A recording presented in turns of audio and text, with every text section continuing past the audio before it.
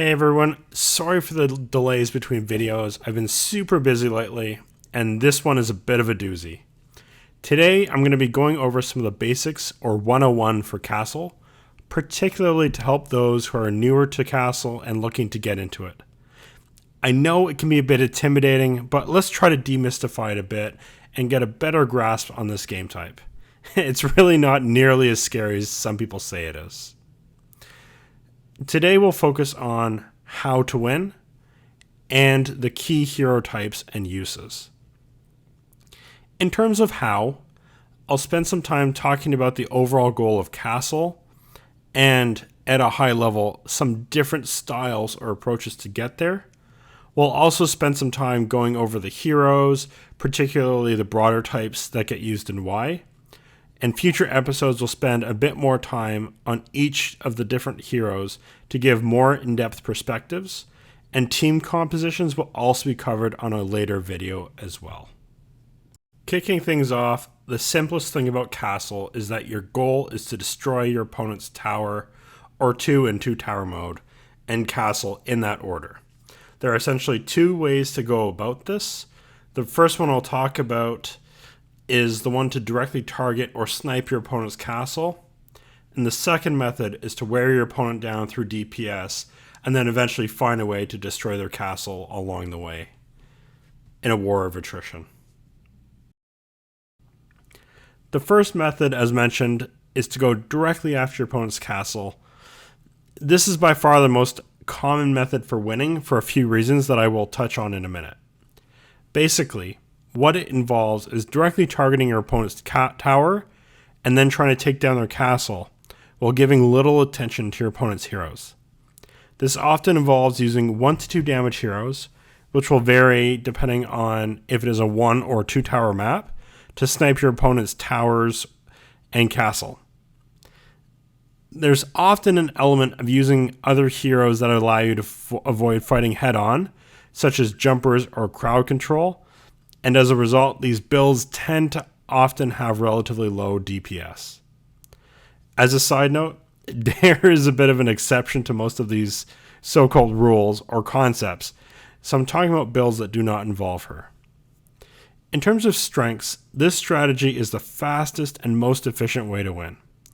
Most games will be in the neighborhood of 30 to 80 seconds versus human opponents. And as mentioned, it tends to be weaker in terms of DPS, so late game beyond 1 to 2 minutes is often a struggle. One thing to keep in mind when you're constructing your lineups is that there are many damage type heroes that can destroy a castle with a single shot, and frankly a number of many support heroes or non-pure damage types that can do it as well. However, only a few heroes can take down a castle with a single shot. So you need to think about that again when you're putting your lineups together. The second and far less common approach is to target your opponent's heroes and take a brute force or damage one. I'll talk about why they aren't often used in a minute after giving some background on them in general. These are what I call a Slayer or DPS damage per second build. The goal is to mow down your opponent's heroes as quickly as possible and force them to respawn back at their castle. The way you win here is by forcing respawns so often that you gradually gain positioning on the field. Remember, every time a hero dies, respawns take longer and longer. It is a bit of a boulder or snowball going down the hill. You gain momentum and you keep picking up steam as long as you can keep forcing respawns. You can build 2+, probably 3+ damage heroes into the lineup with some support to further augment that damage. Examples of support heroes here would include Vermia, Klex, and Dagmir. In terms of what makes this build good, it is often better in longer games past the 1 to 2 minute marks where respawns start taking long enough that you're marching down the field. It is a bit of a war of attrition, and if you survive the early onslaught of the strategy where players are trying to snipe your castle, your odds of winning go up considerably. In terms of downside, there are a couple of pretty big ones. Early game is very difficult as these builds focus on damage, and not on slowing your opponents down at the get-go. For example, crowd control.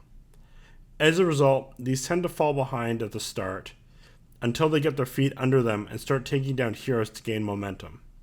You'll often find yourself in too deep a hole to dig yourself out of, because basically you start taking down your opponent's heroes, but their team is too far down the field or has good enough positioning that there's not a whole lot you can do about their castle snipers. Another huge downside is how inefficient it is. Wins often take 100 plus seconds, so games take a long time, and as mentioned with the previous point, it is generally a less successful build due to the significantly weaker early game.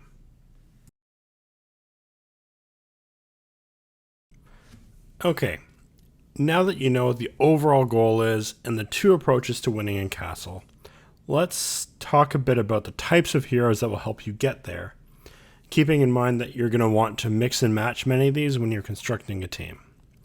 The first type I'll cover are the jumpers, which is essentially split into two categories that behave quite differently, but are both aimed at gaining and holding position. Your free jumpers and your anchored jumpers.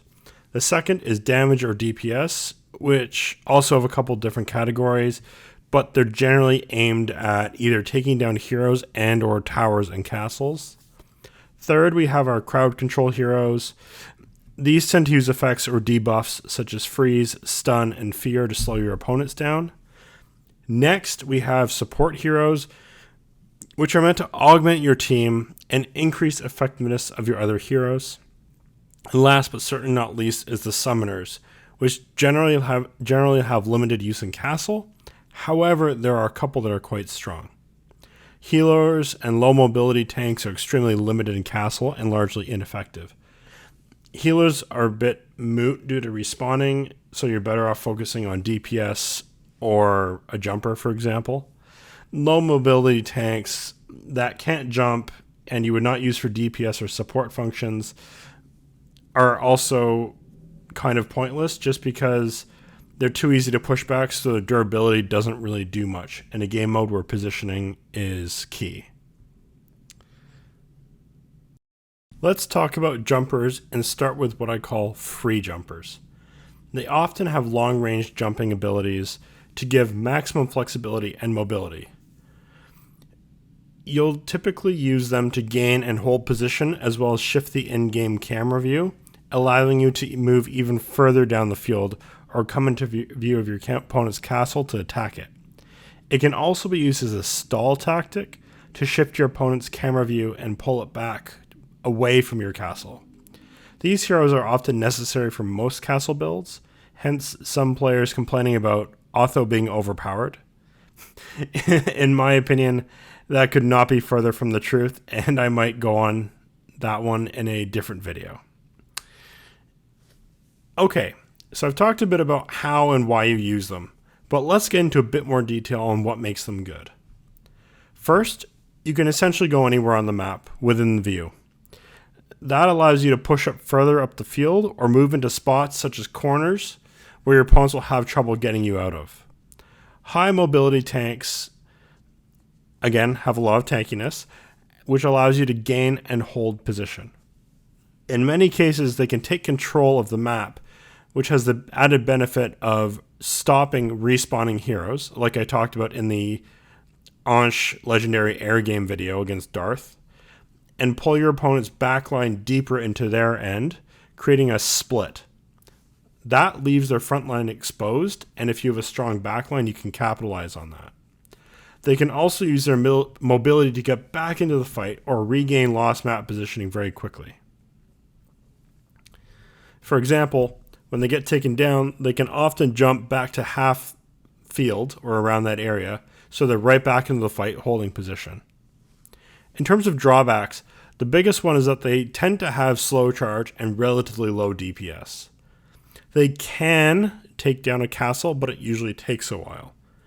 The slow speed of their charge makes them more vulnerable to getting locked down as well.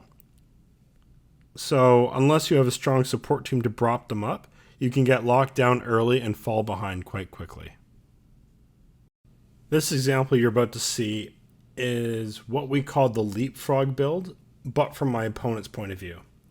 So what you're going to see is the tanks jumping to position and holding position long enough for Salva to recharge after taking down the tower. And even though, Neuro's Tornado comes in and pushes them back, they're able to jump right back in to shift the camera so you're able to see the castle, and then Salva can take down the castle right away.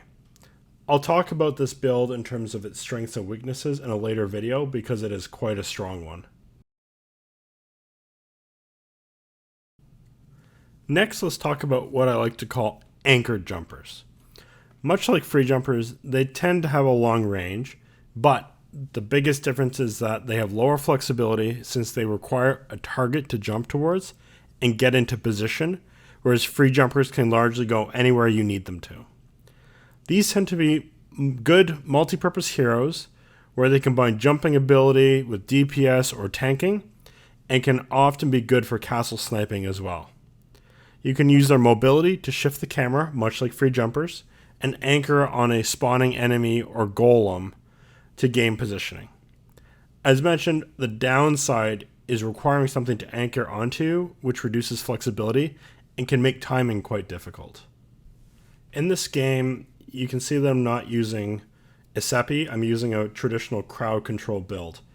And this is important for a couple reasons.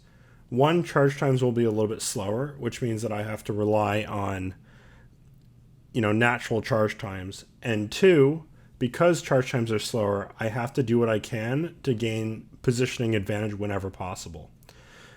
So instead of using Salva to attack heroes directly, what I've done is I've used Salva to attack a golem, as you're about to see.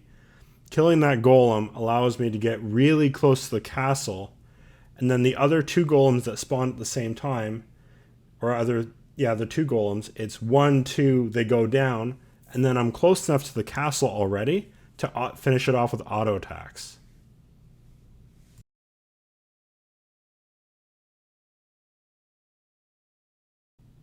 DPS, in my opinion, damage per second, is the most fun type of hero for me to use. Basically, there are a few types. One type is pure damage. Hey, let's go absolutely nuts and just mow down an opponent's heroes and force them to respawn and wash, rinse, repeat. Some of the best for this are Mingzu and Mala. Next, we have tower or castle killers. They enable you to snipe your opponent's tower and castle without getting into too much of a battle. Examples of this include Salva and Coral, although Salva is much more versatile and can be used for the next type that I'll mention as well, which is multi-purpose DPS heroes. These are the most common given they can take down a castle as well as enemy heroes. It's important to note that Mingzu and Mala can also both take down a castle pretty quickly, but the problem is their range isn't nearly as good as the likes of Salva or Elsie or Coral. Pure damage heroes with an area of effect are often the best in terms of DPS, but generally lack the ability to snipe a castle, often due to the range that I just mentioned. The snipers are often single target and have the highest damage for that reason. Most lineups that work consistently well have at least one damage hero for efficiency purposes, as it's hard to win without something to take down an opponent's castle very quickly. There's one exception to this, which I'll talk about towards the end of the video, but this leads me to the first and probably most crucial core strength of the heroes. The name of the game is quite literally Castle Conquest, with the goal of taking down an opponent's castle. These heroes are by and far the best at making this happen. They are also your best option for the second style of playing that I mentioned, where your goal is to win a war of attrition through DPS. Okay, so you've heard a lot about the great things about these heroes, but they aren't perfect. Far from it, in fact. Many people will call them squishy, which means they tend to be a bit of glass cannon types, where they take a lot of stuff down pretty quickly, but are also quite vulnerable themselves, with some combination of low HP, defense, etc., etc. These heroes are often on the receiving end of crowd control in order to stop them from gaining any momentum.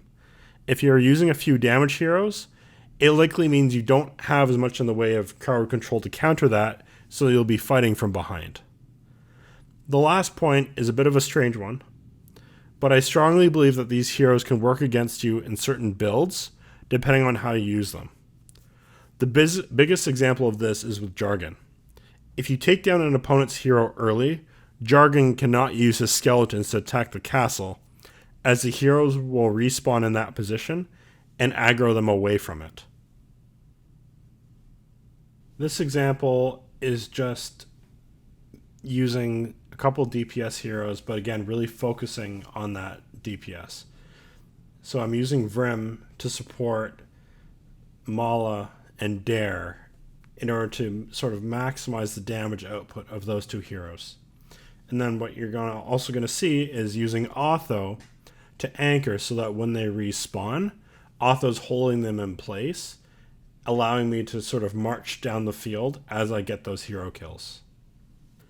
So as you can see, he's trying to fight back using Otho there, for example, to sort of keep me back, keep me out of his end. However, as you can see, Otho's going down quite quickly, which is quite unusual, and you don't tend to see that unless you're using 2 or more DPS heroes in order to make sure that you have a really strong backline and you have the damage output necessary to take down a tank very quickly.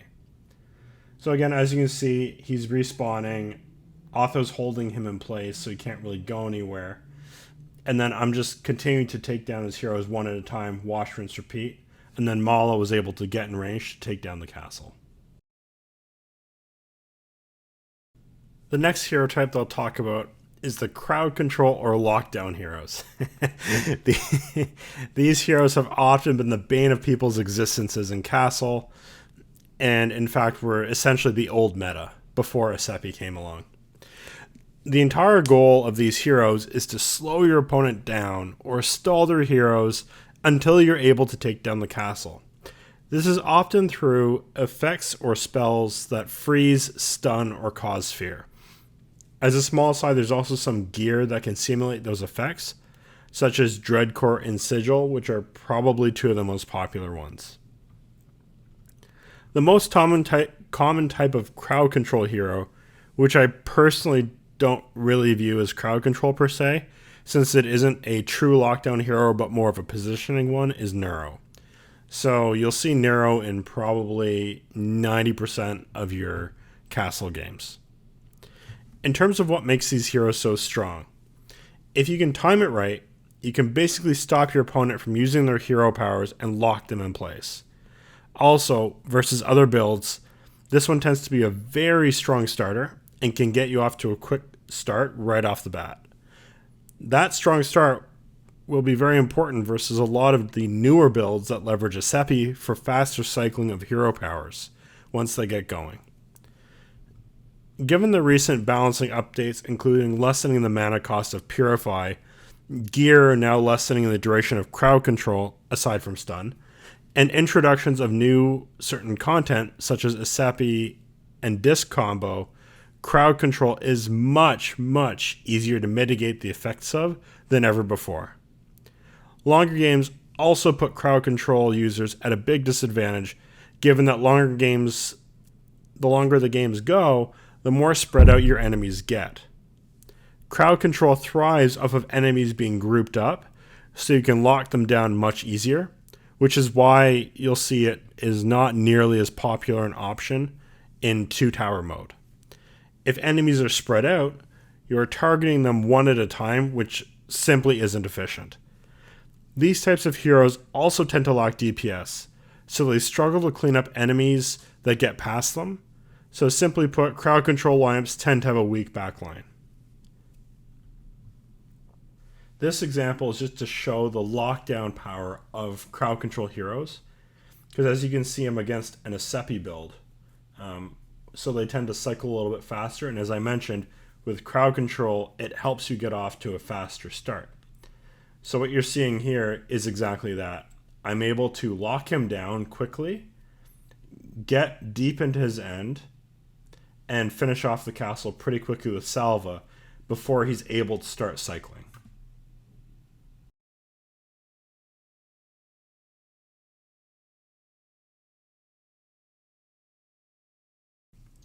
Now let's talk support heroes, and not of the crowd control variety. Their goal is to strengthen your other heroes through increasing defense, damage, and attack speed, as well as removing debuffs or accelerating your charge. Some can be more defensive in nature, where they focus on debuffing your opponents to reduce attack, increase damage taken, etc. In terms of why you would use them, they make your other heroes stronger, and they increase the overall efficiency of your team. The opposite can be done to your opponent's squad. The greatest strength, in my opinion, is making some heroes viable that weren't before, with the most meaningful example being Asepi. Asepi makes a number of heroes that were not viable before in Castle, just because their charge takes so darn long to get going. But with his plus 30% for every net that gets thrown, or every trap, that makes a lot of those heroes viable from the get-go. Basically, you can use these support heroes to close existing gaps with certain heroes and create a lot of synergies. The downside is that they typically aren't great on their own. So they rely heavily on those effects that they have on the other heroes to find their niche. And basically they just take up a roster spot, but don't do anything solo. So again, you need the other 4 heroes to compensate for this. The lineup you're about to see has 3 support heroes and 2 damage heroes. If you're running 3 support heroes, it's a bit of a risky proposition because you need to run 2 damage heroes with it for it to be effective. And that means you're not using a neuro, and it means you're not using a jumper. So basically what I'm doing is I'm using Klex to give massive buffs to both my ability to absorb damage and damage output. I'm using Dagmir, who can cast Vulnerable, and fortunately for me, she's also super tanky on her own, so she can absorb the damage that I can't afford to with my damage heroes since they're quite squishy. One thing to note is I don't have her hero leader ability turned on. Her leader ability is a big draw for her, a large part of why a lot of people use her, because it grants Rage, which gives you 50% extra attack and 50% additional attack speed. The reason I'm not using her leader skill is I'm using Asepi. And I felt that because I'm using Dare and because I'm using Mala, 2 heroes with probably top 5 hero powers in the game, I want to cycle through those and keep it going as quickly as possible. And again, especially since I'm relying on those 2 so heavily to get me the W here. So then again, in terms of the damage piece, if you look at Dare and you look at Mala, they're 2 of the highest damage output heroes in the game. And then when you give them the ability to double from Klex, to attack vulnerable enemies with Dagmir, and trap, it helps tremendously.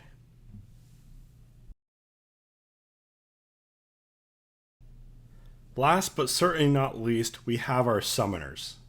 This is a fairly quick one, since there are really only 2 viable summoners in Castle.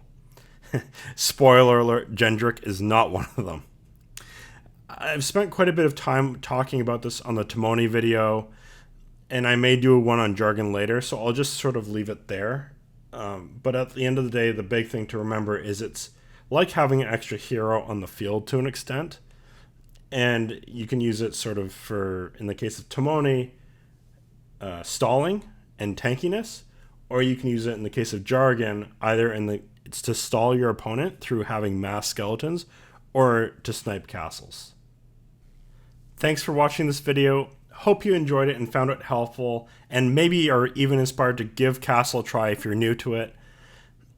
Sorry that it's so long. I talked to some people and the feedback was, hey, can you make some longer videos?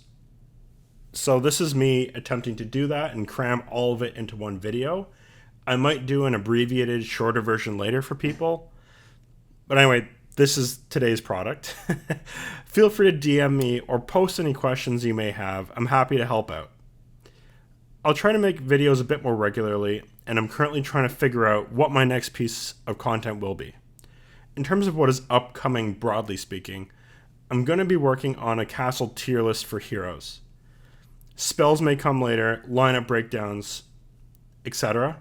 For example, in the lineup breakdowns, I'll discuss and break down the different metas out there, some basic tactics and simple things to think about, and some hero spotlights. So if my experience over the past weekend was a good indicator, Yon 1 will be very interesting and potentially a game changer, as well as, due to popular demand, I'll be working on coverage of Mala and a hero as well. Feel free to let me know which of the topics you are most interested in, and I'll try to prioritize them accordingly. If you have made it to the end of the video, feel free to give it a like to let me know when you enjoyed it, and feedback is always welcome. To borrow a line from some of the Ghosts of Diablo, have fun storming the castle.